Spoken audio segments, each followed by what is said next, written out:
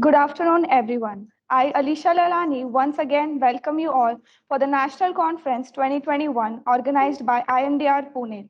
Today, for my story session, we have amongst us Mr. Rajesh Mandlik.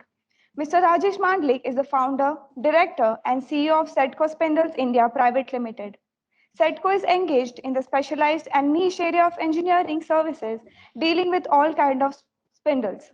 He is a business veteran with 31 years of rich experience, including his career in a well known multinational company, after which he established his own business.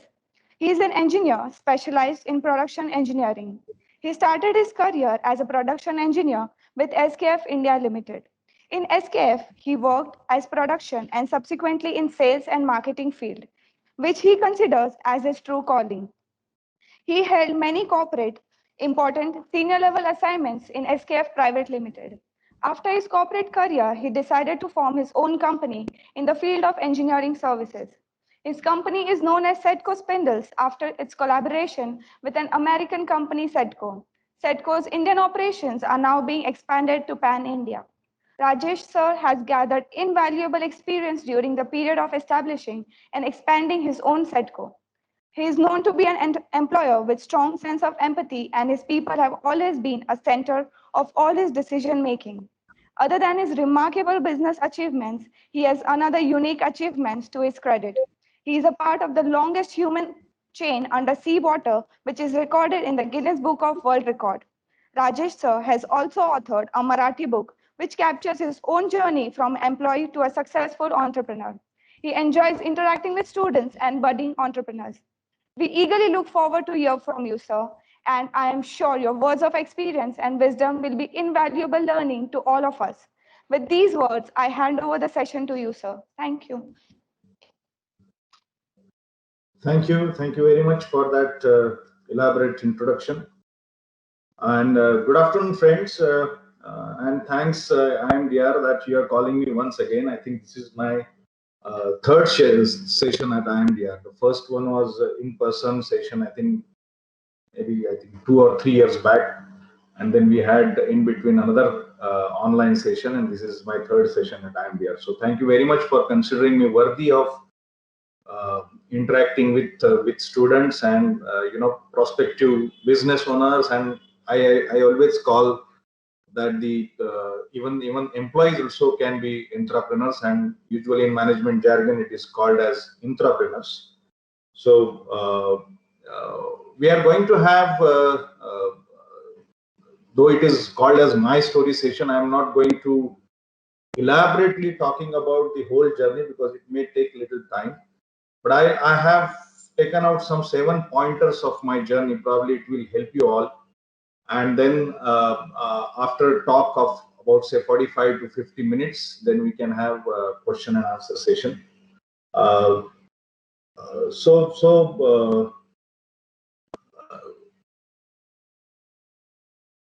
will start with first my company. What is it all about, and how it started. It will be a quick introduction for next 5 minutes. So I have started this business by the name Ultra Precision Spindles in 2002. Before that, I worked with a company called SKF and Rollon Hydraulics. And as I was introduced that I worked in corporate, to be frank, it was nothing like a corporate. It was more like a SKF. I was an infant there. It was my first job, and my second job was a small company. In fact, and it was a very conscious decision to move from a multinational like SKF to a very small company, because I wanted to pursue my dream of getting into business. And it was a very conscious decision. So that 13 years of career as an employee, first I worked with SKF for 5 years and 8 years with Rollon Hydraulics as a sales engineer. And in SKF, I was only in production engineering. Again, there was a conscious call to move from production engineering to sales for pursuing my business. And 8 years I gathered experience of sales, and then got into my own company called Ultra Precision Spindles in 2002. So when we started, it was actually 150 square feet company with just two of us, myself and my business partner, Mr. Pradeep Waghela. And then it just started growing. To be frank, post 2004. And just to let you know today's statistics, we are having 26,000 square feet facility in Pune, 4,500 square feet facility in Chennai, and 3,500 square feet facility in Delhi. So we have got 3 plants across India. The total area of operations at measuring from 150 square feet to 35,000 square feet. And 2 of us as an employee in 2002. Today we have close to 100 employees spanning across India. While doing that, this particular business, the one which was started in 2002 in the name of Ultra Precision Spindles, got over by Setco of USA in 2012, and then we became part of Setco. Now our company is known as Setco Spindles India Private Limited, and the majority of stake is actually held by Setco of USA. So ideally, my journey is like employee, and then from employer, and then again now, I mean, even though on paper Setco is owner, here we take care, but as a matter of fact, I'm again an employee as such of Setco. But that's how it is. The entrepreneurship is a state of mind. Whether you are employee or employer, entrepreneur is not a noun, it is a state of mind. So I believe that if you are getting into business, probably you can note this particular point, that it is a state of mind. So let's start with and I'm not going to tell in every detail of my journey, but I'm going to tell few narratives probably that will get us some pointers. So I'm just trying to take out 7 pointers. These are not 7 mantras, success mantras or something, because I strongly believe that what has worked well for me, probably it may not work well for you. So you need to actually think about the overall situation, business aspects. If you are getting into job, the situation at the job place or workplace, and then decide your course of action. But what has worked well for me, I'm just going to tell, and there are many. In fact, out of that, I have taken 7 out of it. Probably you will like it. So to be frank, my story is little bland. I was talking to Professor Randive just before starting the session that there are many entrepreneurs who have actually, they start the business, and for some XYZ reason, it gets into bottom, and then they again rise back. This is how the most of the or many entrepreneurs also, they have come with quite a poor family condition as such, and then they gather the business acumen and establish themselves as a companies in the world. As long as my case is concerned, if you look at my life, to be frank, I never had a very difficult life as such, because I am not from very rich family, but kind of middle class family. So I mean, for which Maharashtra is famous all about, that middle class family. So I hail from that particular background. My father was working in state electricity board, and mother was a housemaker. So there was no street lamp studies. There was no sleepless night over the issue of money. I accidentally uh, got rejected from Bajaj Auto Limited for getting into my first job, and then again got job accidentally in SKF. Um, Again, there was a sheer coincidence that one of my SKF colleague has come to me with one automobile or auto component products, and he just asked me whether I want to do any kind of business with that. I don't know, out of the ocean of about 700 odd engineers, he specifically came to me and asked if I want to do business. So there have been, many coincidences, or there have been many surprises for me. In fact, if I look back my 30, and I can say now that I can look back because it's almost 31 years. I started my career in SKF in 1989.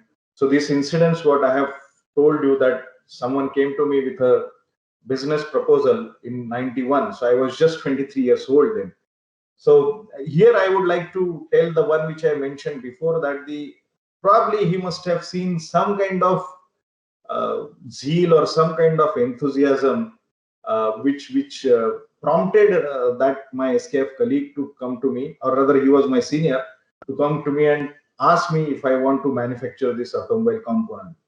So eventually I did not manufacture that for some reason, but working on that particular project gave me some kind of idea that what is business all about, and what all things are required to make business plan would be too heavy word for that particular time.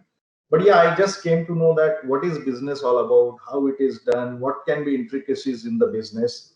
So in that, working on that particular project for 6 or 8 months, I think that has given me some kind of insight. Okay, this business can be done, I can be a businessman.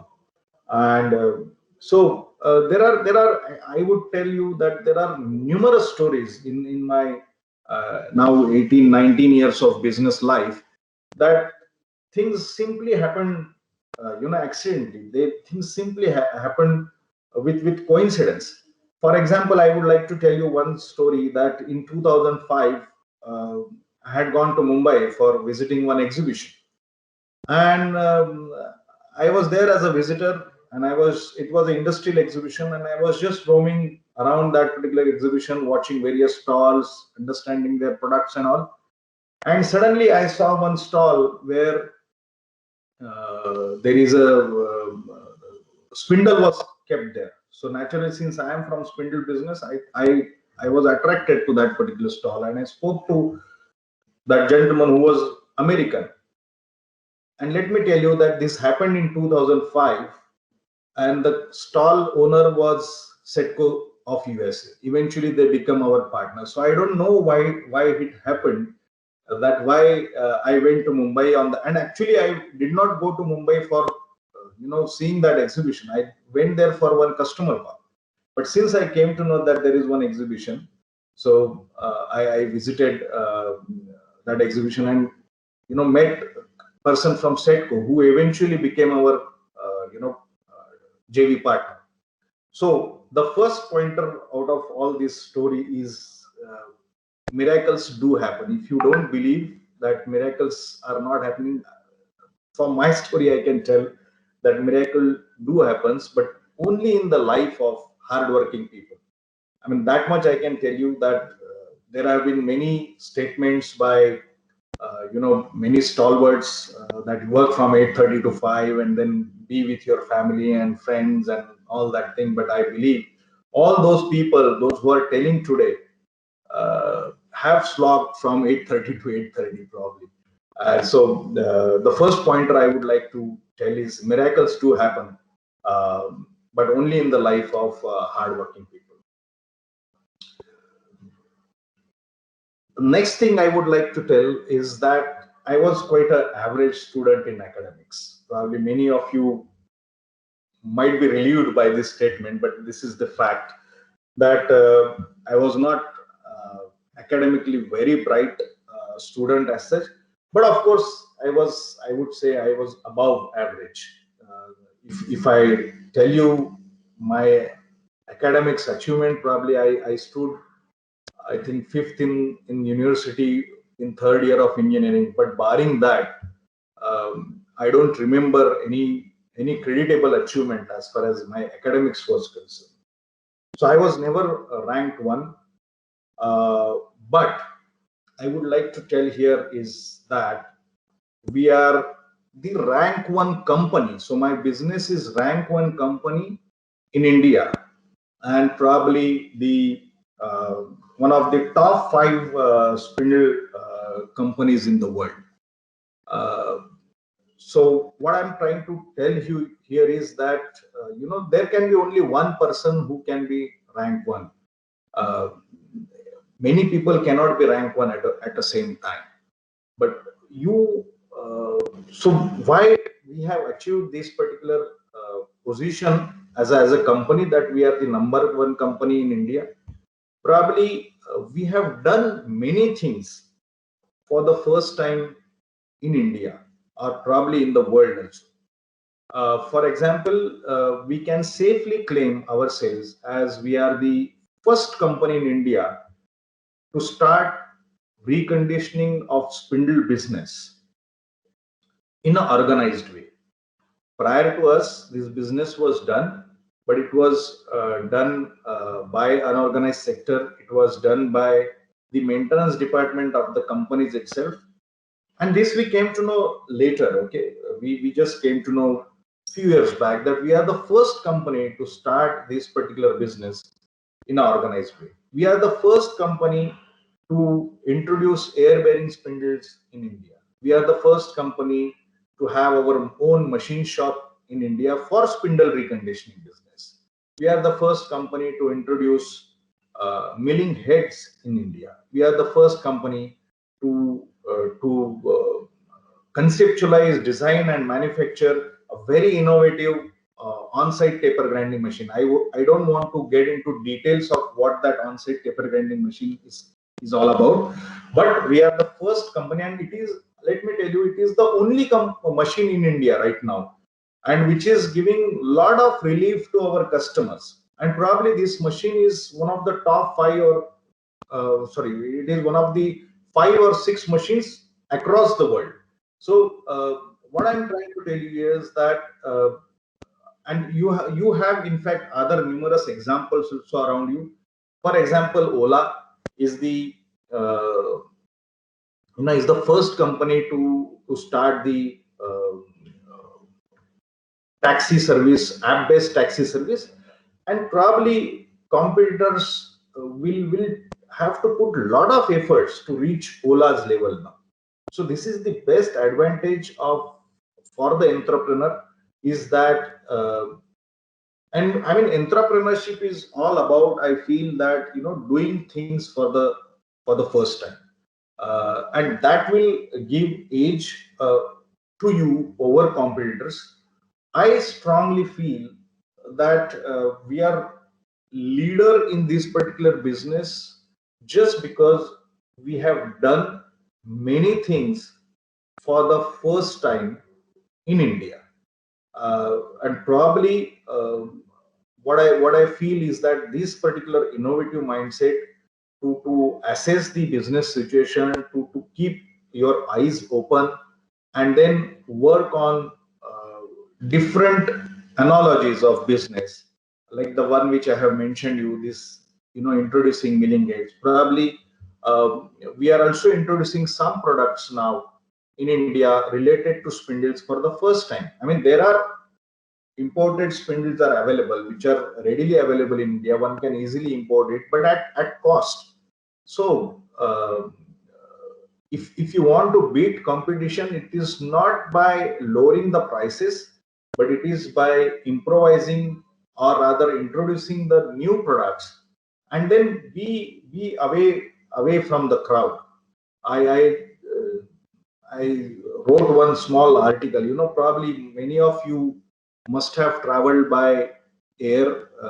So at aeroplane, not at Pune, but at bigger airports, you have to get into the bus, which will take you from the, as soon as you get down at from flight, and then you have to go to the terminal. Then there is a bus, and I don't know if you have seen that particular bus. There is a empty space in between, and on the right hand side there are seats available, and on left hand side also there are a couple of seats available. That is the usual construction of the bus, and the idea is actually that it should help people to keep luggage in the center portion of the bus, and people can sit on the seats. But if you see the usual scene in India, people will all gather in that particular central portion of the bus, and they will cramp each other. They will they will put luggage on each other's leg. They will shout. I mean, they will have the angry look at each other. And whereas the seats which are available are actually empty. It is very difficult to breathe oxygen in that particular area. But the seats are empty. So I feel that you should be away from the crowd, and then only probably the progress can be done fast. That is what I feel. So the second pointer is, don't worry that if you are not ranked first, but you have always chance to act first. So this is the second pointer which I would like to tell out of my all these experience, that we have done many things for the first time. Now, third thing, which is probably it will be difficult for you to digest, but that's how it is. As I said, this is my thinking. Probably many people may not agree to it, but so I decided to get into business, and then there, as I said, there was a conscious decision to leave SKF and join a very small company. It was a startup company then in 1994 called Rollon Hydraulics. And to be frank, I joined that particular company after leaving SKF at lesser salary than SKF. Not for the reason that I was kicked out of SKF, or not for the reason that there was something beautiful in this startup company. Finally, it turned out to be beautiful. But otherwise, it was a tough call for me, or rather for my family members as well, to join at lesser salary. But since I had to perceive my dream of getting into business, or rather the change from SKF days as a production engineer, which was quite a secure job. And at that time, believe me, SKF was, or rather I would say even it is today, the paymaster in Pimpri-Chinchwad industrial area. So leaving that particular company and joining this small startup venture of total employee strength of 4. The company is located in Bangalore. I am stationed in Pune.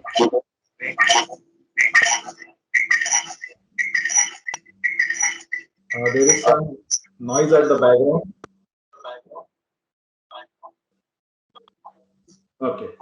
So I was telling that the company was located in Bangalore. I was assigned at Pune. The company total strength was 4, whereas SKF total strength then was 2,500. So, and it was SKF was a multinational. This was typical local company. But I thought that, and then another conscious decision of moving out from production engineering, which was my academic domain, in fact, to get into sales domain. And the job requirements are completely different. The job description and requirements of the job were also completely different. Here, there was a typical 8:30 to 5 job, though I have always worked, as I said, extra hours in SKF. And here it was like, 24 hours you can be off job. So family was absolutely angry. My parents were not talking to me for almost a month for leaving SKF.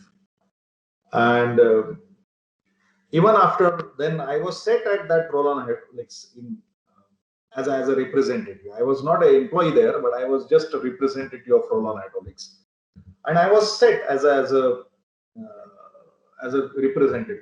I was traveling all over India for selling seals, for delivering seminars and all. And then again in 2002, I took a decision to leave Rollon Hydraulics and get into business.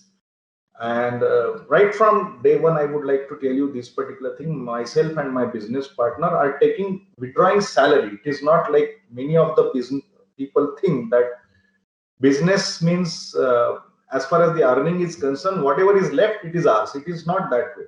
It works in a different way. probably I always say jokingly that, be an employee and be an employer. So employees, whenever they work in the organization, they should think themselves as an employer. An employer, whenever they set up their businesses, there are few employee things which are to be inculcated in employers as well. And for example, withdrawing salary is one of them. Uh, though we are working as a businessman, we are working for 24 hours mentally, we are into the business, but still, for walk the talk, we have to come on time. So these are the few things. So I say, always say that be an employee, be an employer, irrespective of whatever you are.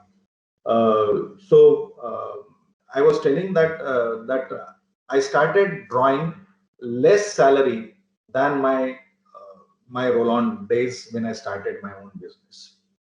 But today, if you ask me, then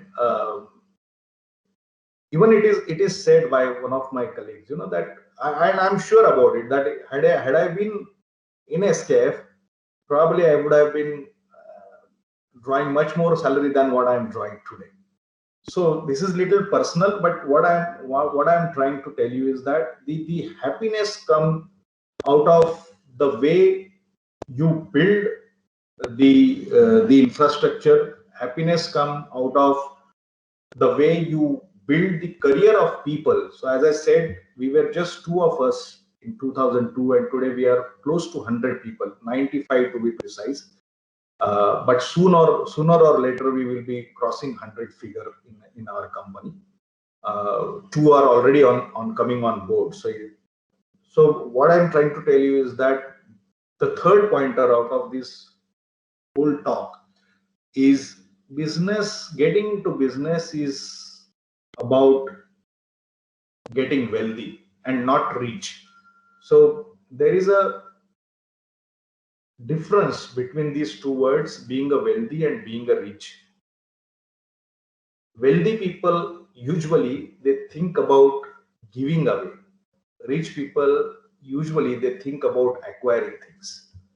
So when you are in business, and if you have mindset of giving away the things, if you have mindset of uh, concern about your colleagues, if you have mindset of having concern about society, and probably at large about nation, probably uh, then you become the wealthy person. So it is not about what kind of physical asset I have gathered, but it is all about the knowledge asset. It is all about the asset related to whatever business we are doing. And so this is how I consider. So my third pointer, I think, that business is all about being wealthy and not about being rich. So I'll move to next. Uh, as I said, that if you look at my overall business life, it is not spicy business life. उसमें कुछ मसालेदार story नहीं है. But it is I told you that I never had a sleepless night over money issue, and probably same thing is continued in business life as well. So many people might think that I may not be very my risk appetite might be low. Probably it is true that my risk appetite might be low, but I feel that it is never a bad style of doing business. There are many times it is said that, and this is very popular statement amongst many talks, in fact, that if you are not availing the business loans, you are not doing good business. What it means that if you are not taking loans, probably you are not taking much risk, and then usually these kind of statements receive a lot of accolades, clappings, and all. But as per me, I don't think or I would say probably since I am in this particular business, probably I could do business without much of the loans. It does not mean that I haven't taken loan. There were few term loans. I mean, I have taken 3 or 4 times of term loans, but usually I have repaid back that particular loan well within stipulated time.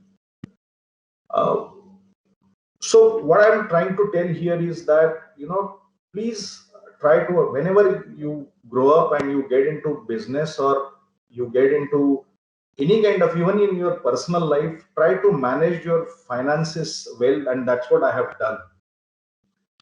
Uh, so people get surprised when I tell them that my company is a debt-free company. Uh, Recently, when we have expanded our Pune facility from 9,500 square feet to say 27,000 square feet, at that time we have taken loan, but again not from bank. It is from our principal company. So today also, if you talk about our company, even after 19 years of working, it is a debt-free company. Probably people get surprised, but that's how I have run. Maybe it might be the reason that the nature of business that I am into, reconditioning, and now I am getting into manufacturing, probably where working capital requirement is much more.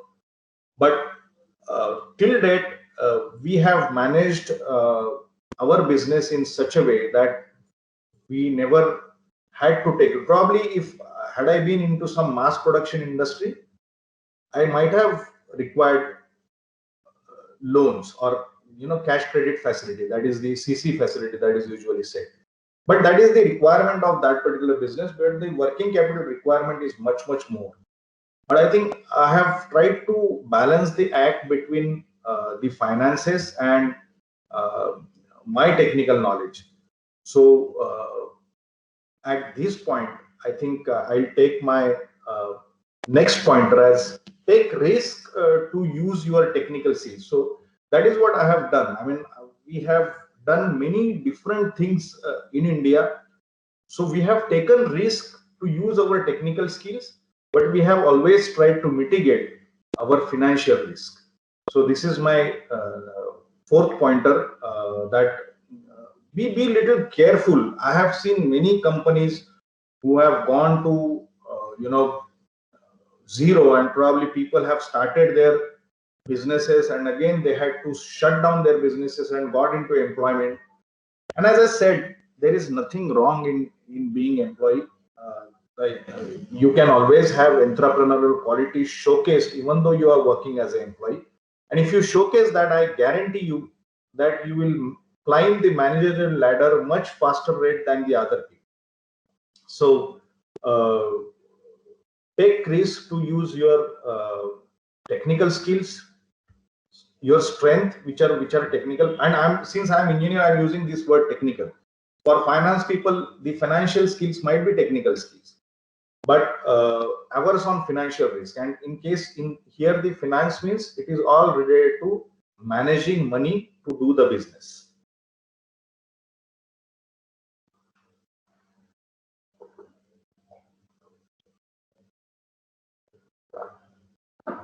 So I know I'm going non-stop, but let me just complete it, and then probably I'll take question and answer session. Another aspect which I would like to tell as a part of my story is whether I was employee or I was superior. I had some juniors in my company, in my as an employee as well. But since the time we started our company, I think that we have treated people fairly well. If you look at the core values of our company, it is more related to like integrity and commitment, say respect to stakeholders. We have very innovative approach in our work. The continuous improvement is part of our day-to-day activity. We have great respect for our stakeholders, and we are also transparent. So all these core values what I have shared with you just now, it is not only related to only to acquire business, but also to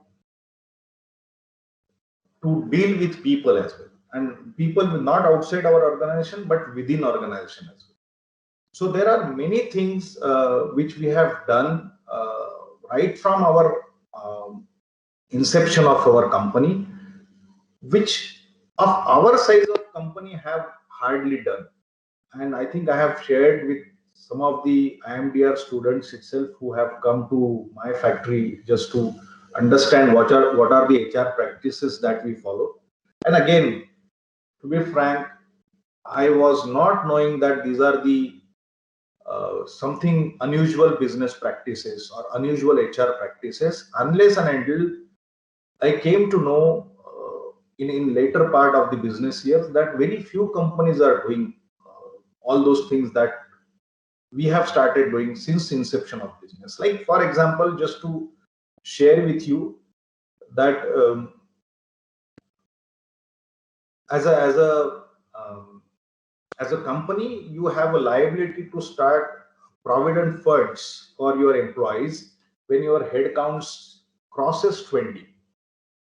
We have started provident fund right from our first employee because it is a outflow of any business owner. The provident fund is a outflow from his pocket as well. I mean, you take out some money from uh, employee salary, but employer also has to put equal amount of money, and then it goes to employees PF account. So these are some technicalities of the business. I don't want to get into details, but what I'm trying to tell you is that after crossing the head count of 20, then only you are liable to do all those things, businesses. But we have done it from our first employee. Myself and my business partner were two of our employees, and when we hired our first employee, we started provident fund.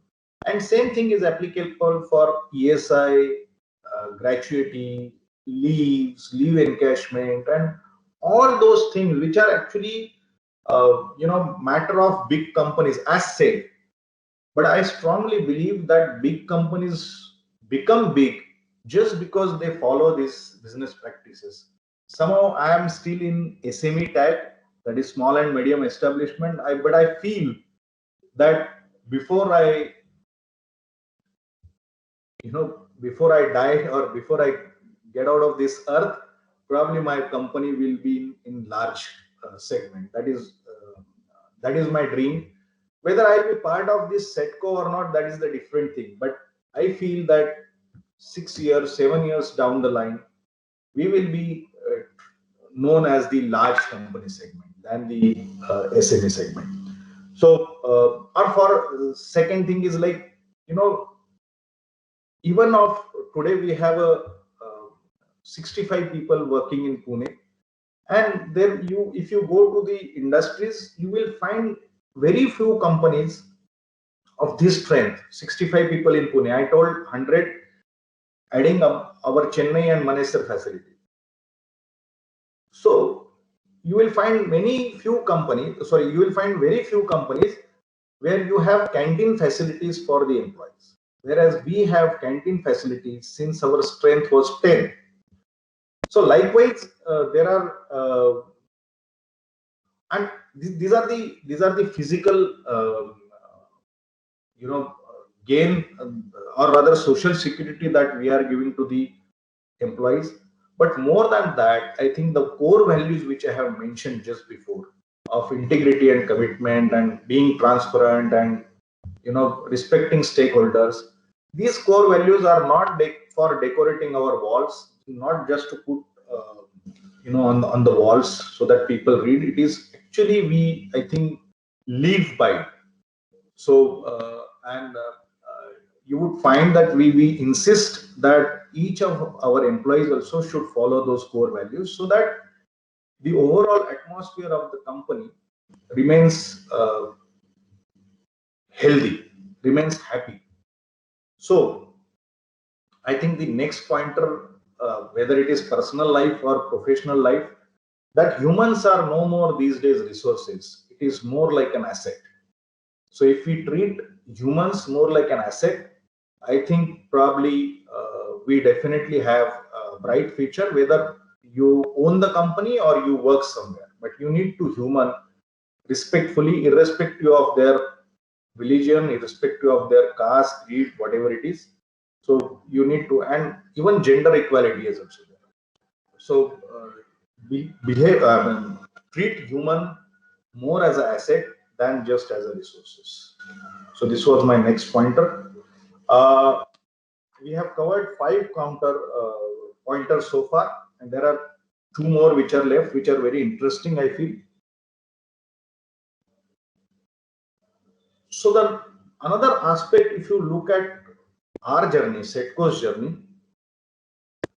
we haven't stopped pursuing something. We haven't stopped dreaming some matters. And I will tell you, there are many things uh, which I can narrate, and probably that itself will take more than an hour talk. But just to quickly brief you about it, that we had a joint venture, and to be frank, since we got into business in 2002, within couple of years we realized that reconditioning is going to be good business, but at some point of time we have to get into manufacturing. So it happened in 2000. That thought came to me in the year 2004. And if you ask me when we have actually entered into manufacturing in an organized way, I mean, we were manufacturing spindles since the start of our business, but it was like a leisure business. We never used to have focus because we were focused more onto reconditioning of spindles. So, and at the end, I'll tell you something about spindle, because you have heard this particular name so many times in last 45 minutes. I would like to end up this particular topic with the spindle. What is it all about? So that thought came to us in our mind in 2004, but actually we started manufacturing spindle only in an organized way only in 2017. So 15 years we were chasing that particular idea. We did not leave it. Or even if you ask about me, our collaboration with Setco, as I said, I met Setco for the first time in 2005 in one exhibition, and collaboration happened in the year 2012. I'm not saying that 7 years I was chasing them. In fact, they came to us with the joint venture offer. But I had something in my mind in 2004 or 2005 that at some day I'll have joint venture, not with Setco, but I'll have joint venture. And eventually it happened in 2012. So joint venture dream was also pursued. So there are many things, like for example, if you visit my facility, some of IMDR students have visited here. I was dreaming of this such facility for last, I think, 10 years. In 2016, we made our vision that we will be one of the top 5 spindle rebuilders in the world by 2020. So last year, and to be frank, we are one of the top 5 spindle rebuilders in the world. And it happened in 2020 because this facility came into existence in 2020. There is one machine which we have recently bought. The machine name I would like to tell you, because the background is also very important. So the machine name is Studer, which is made in Switzerland.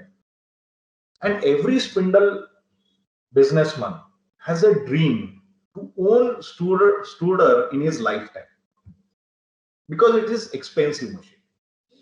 It cost about the kind of machine that we have bought. Of course, it is used machine now, but used machine we have bought it at about 30 lakhs of rupees. The original machine is costing something like 2 crores. And that being very expensive but very quality delivering machine, every spindle person wants to own that particular machine. So, and this we have realized when we started business. So in 2002 we thought of having this particular machine, and that dream came true only in 2020. So what I am trying to tell you is that never stop pursuing. If something comes to your mind, like I have briefly mentioned about one machine called on-site taper grinding. I don't want to get into technicalities of it, but I have told you that this is the only machine in India. No one has it. And I made it in the year 2010 first. Again, there is a story behind it. In 2011, we stopped doing business with that particular machine for some XYZ reason. But that particular thing was always in mind that at some point of time, I'll have to make this machine once again. And we made it again in 2016 or 2017. And again, now it is making waves across India. That machine is going to, even today also, it is in Gujarat.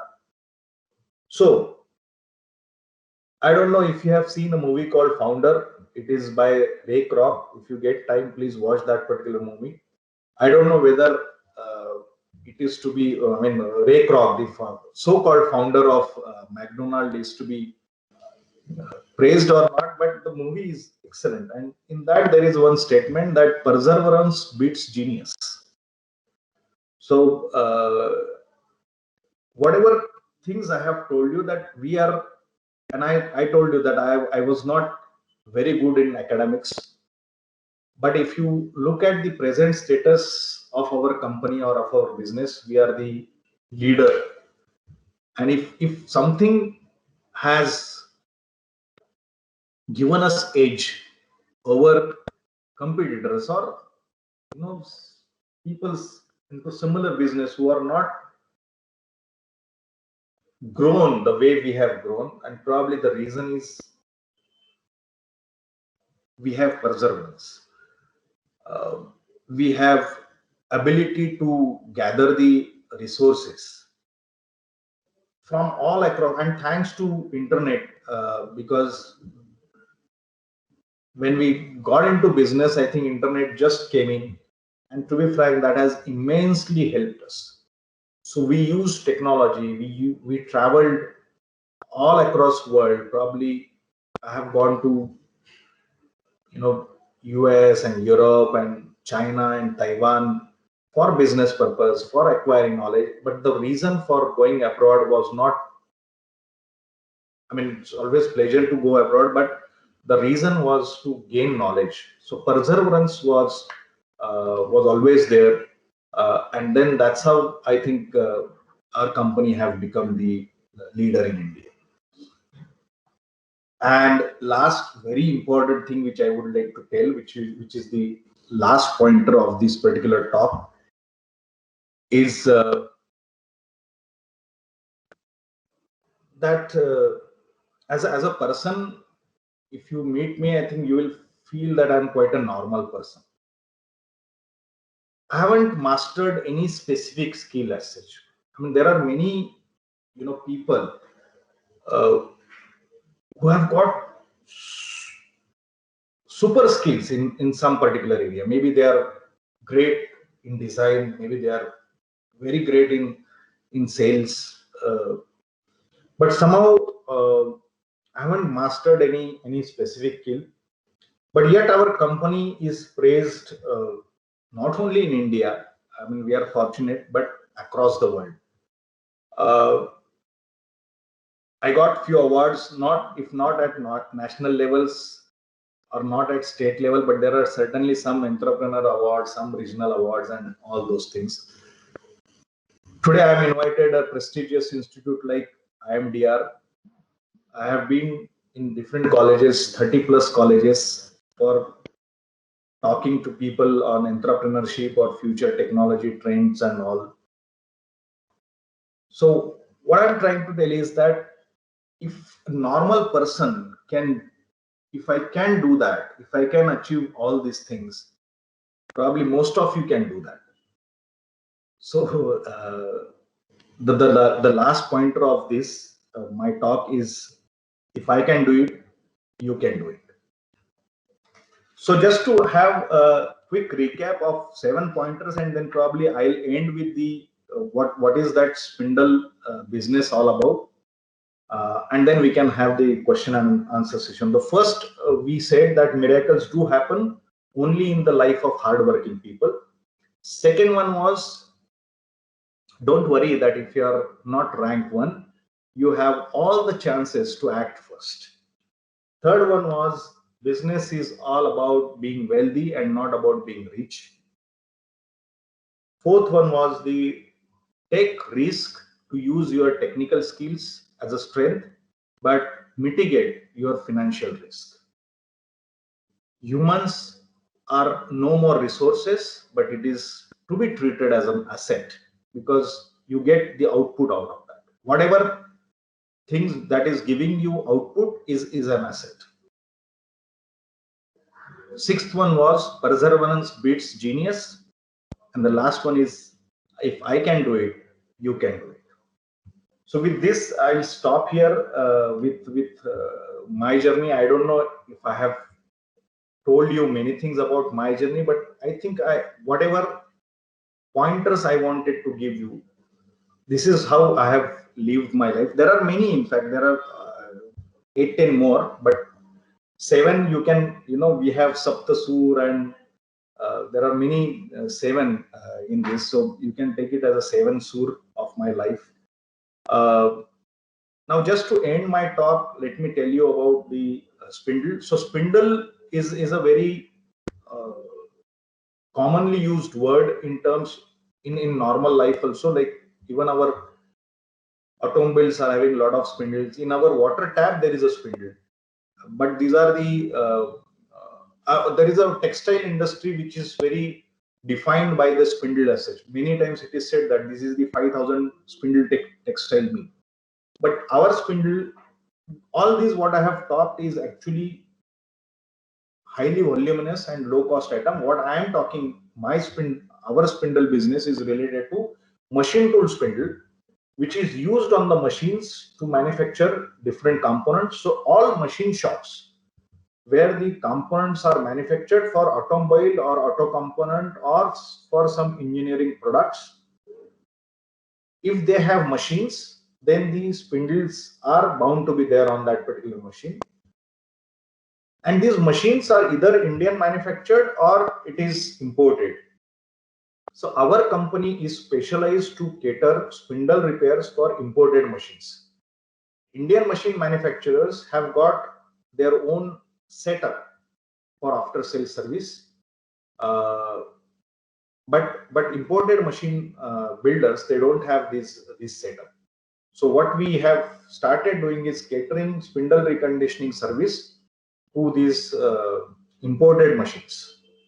And then later on we got into manufacturing of the same, and the technology we got it from SETCO. That was one of the main objectives why we signed the joint venture, because otherwise we were doing well on our own. But we thought that we should expand our sales from repair business to manufacturing business, and that's how we have.